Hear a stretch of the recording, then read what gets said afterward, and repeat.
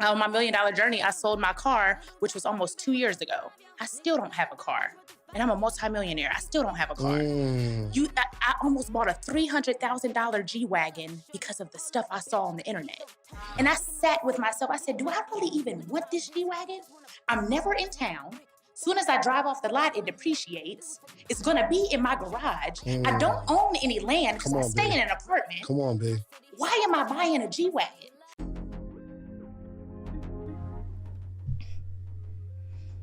Hey YouTube, it really pains me to have to report this story right now. This story is way too sad, way too crazy. But it highlights the importance of financial literacy.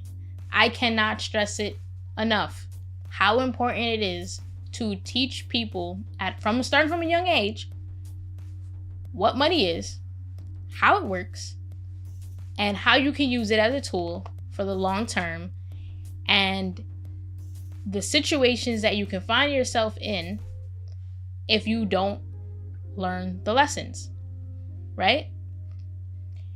But at the same time, I think we need people like this lady who we're about to learn about, because I don't want people to have to experience things that are negative just for them to understand the negative effects of not knowing something. So I call that, learning your lessons lightly, right? And the only way for you to learn your lesson lightly is to let losers lose, right? If they refuse to get educated, you gotta let them lose, and you can watch what happens, right? You can learn from that. We can't save everybody, right? It's just not possible. It's just not possible. It's not realistic to save everybody from themselves. We could want that with all of our might to be able to save everybody, but we can't. I said in a previous video that there's gonna be schemers, frauders, and scammers out there. Sometimes those schemers, frauders, and what have you, they're legal. Sometimes they come in the form of a man in a suit with a slick back haircut, and his name is Sleazy Car Salesman.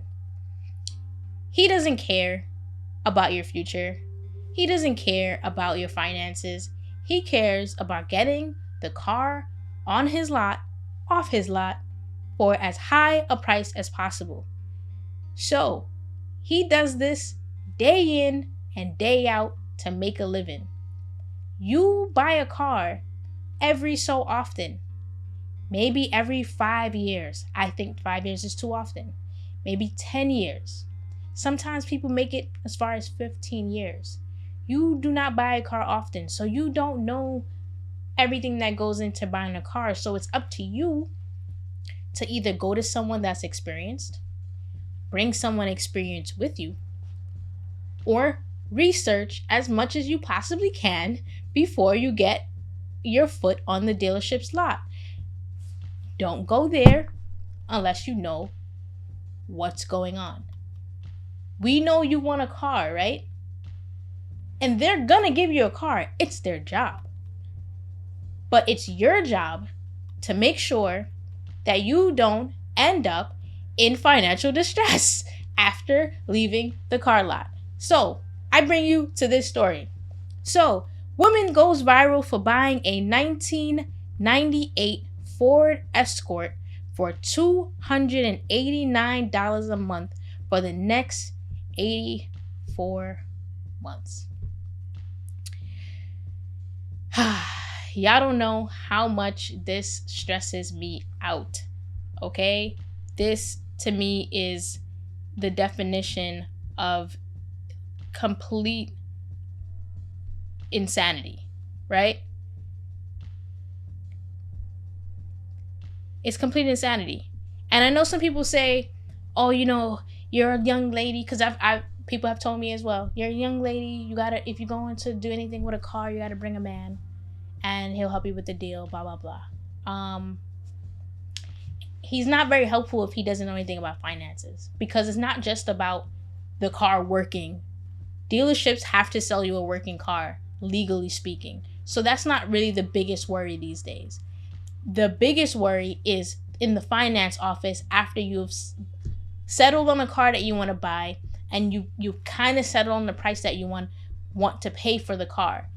There's things that are happening on the back end that a lot of people don't realize that are actually happening to their pockets. They don't understand that interest rates are a thing, and dealerships can legally manipulate those interest rates. They don't understand that fees are a thing, and dealerships can manipulate those too, right? They don't understand all those things before they enter the car lot, so they assume that all this money that's going into the car actually is going into the car and not into the pockets of lining everybody at the dealership itself, the financiers, the dealer, the car salesperson. They're not understanding this, so it gets me really upset. And I say, she's a loser for this. I'm just gonna keep it. I would just be blunt about it. She's a loser for this, and she's gonna continue losing for the next 84 months, right? I think it was 84. Yeah, 84 months, because she made a bad decision on a very, very old car for $289. There's brand new car leases that you can get for $290. To get an old used banger, what do you call these? A dust bucket or something? I forgot what they usually have. A hoopty. They usually call these a hoopty. A hoopty is something you drop $1,000 or less on, and it's to get you from point A to point B, because all cars are utility devices that get you from point A to point B. So you want to pay as little as possible for that device.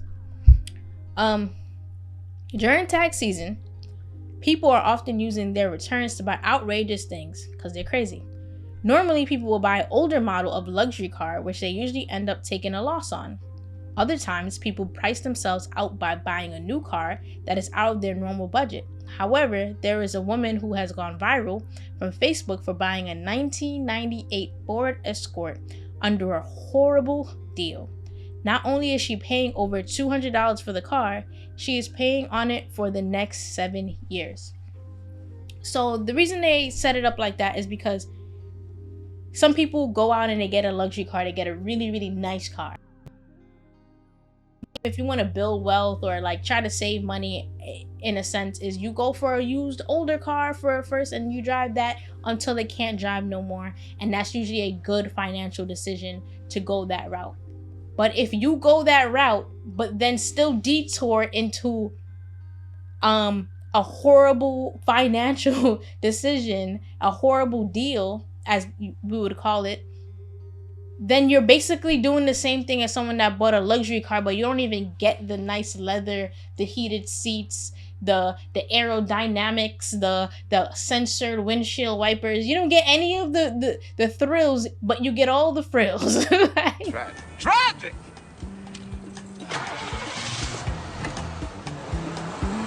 Like, it's not a good idea. So social media has highlighted that people spend too much time focusing on other people. Some people show off for the sake of impressing others. Meanwhile, other people show off for the sake of proving others wrong. In any case, there are people who spend their time making fun of people who are showing off. Those people often liken themselves to be smarter than the one showing off. In all honesty, all of those kinds of people are misusing social media.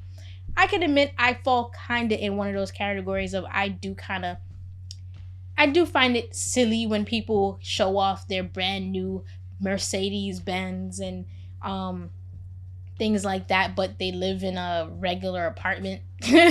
Like, I find it funny. Am I really, thinking I'm smarter than those people? No, because they want something different than I want. So I don't think I'm smarter. I'm just doing something different because I am different. I'm not you, right? But at the same time, I don't want those exact people to come back and complain and say how the world did them so wrong, right? The world done did them so wrong and played them like a fiddle when they could have just learned the lesson to begin with, right? So, however, a situation like this with the Ford Escort does deserve a second look. Anybody in need of a serviceable car should look at what this woman did and do the exact opposite. This woman has purchased a car that can't be worth much more than $1,500 while she is spending less than $300 a month for a car. The car is already 25 years old. This lady has gone viral because of the promo post where she is making $289 monthly payments for the next 84 months, which is 7 years. They're not going to say what needs to be said in this MSN article. So I'm going to go ahead and say what needs to be said. What they're trying to say is people focus way too much on their monthly affordability as far as payments go, rather than holistically looking at the purchase agreement, i.e. the actual deal of what they are purchasing. A salesperson is experienced in making your payment whatever it is that you want it to be. Oftentimes that ends up being a bad deal. You should not be paying for a car for 7 years. It doesn't make sense. I reported before that people are paying upwards of $700 a month for car payments. How are they able to afford this? Most likely they're not able to afford it. But a lot of people are paying $700 for 7 years because they have terrible deals at terrible interest rates, right? This article is not going to actually point out the real issue is that some people just don't do math. Some people don't sit down with a pen and paper. I made a post on my Instagram a few months ago when I was looking around for a car, and I said, one thing I noticed when I was in the showroom and sitting down with all the different there's tables around with dealers, and they had they come and sit with you and talk to you about the deal. They bring you paper, they walk back and forth, and each customer is at a different table by themselves, right? One thing I noticed is that nobody else besides me had a pen and paper. Why is that important? I am not Rain Man. I can't do the mathematical calculations in my head and assume what this dealer is saying to me. Yeah, I hear him. He's saying, oh, the interest rate is 8%. That's a little bit high. He's saying, oh, the car price is this, and at 8%, oh, and this is the down payment, and this is your other option. You could pay this instead, or you could do this. They're saying all these things, and you're just going like this. Okay, because you can't visualize it. You can't do the math if you don't have a pen and paper, because we're not Rain Man out here. I know I'm not Rain Man. So I know if I'm going to work out a deal, I need a pen and paper. I need to write it down. So I brought my pen and paper. I was the only one there. Dealers did not want to touch me when I brought a pen and paper. But that's a different story for a different day. I'll get into that.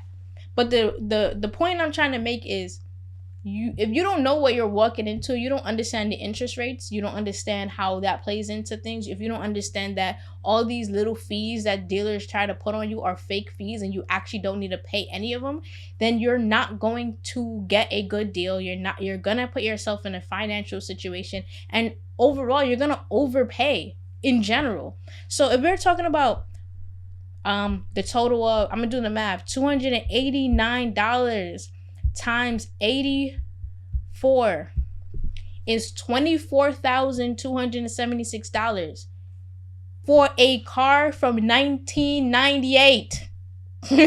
Okay, that car is the same age as me.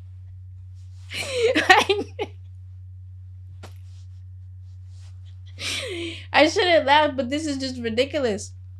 Just because you can afford the payment does not mean you're making a good deal. That's just a bad way to do things. It's just a bad way. Like, you clearly, maybe it's just that I'm a nerd about money. Maybe I'm just very interested in business. Maybe I like to negotiate and make deals, and that energizes me. So I'm better at this, right? Bro, anybody could do this. Anybody could research it. Anybody could figure it out. Anybody could log on to Kelley Blue Book and look up the current market value of their car. Your car is worth $1,500 on the high end. You're gonna pay $24,000 for it over the course of 7 years, and this is not even including insurance. This is not including gas. This is not including the very likely maintenance that will be on this car because it's over 2 decades old.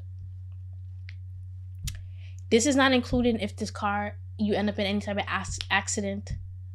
Who's gonna cover this car? Because as far as I know, when they cover the car, they're covering the value of the car. You're overpaying.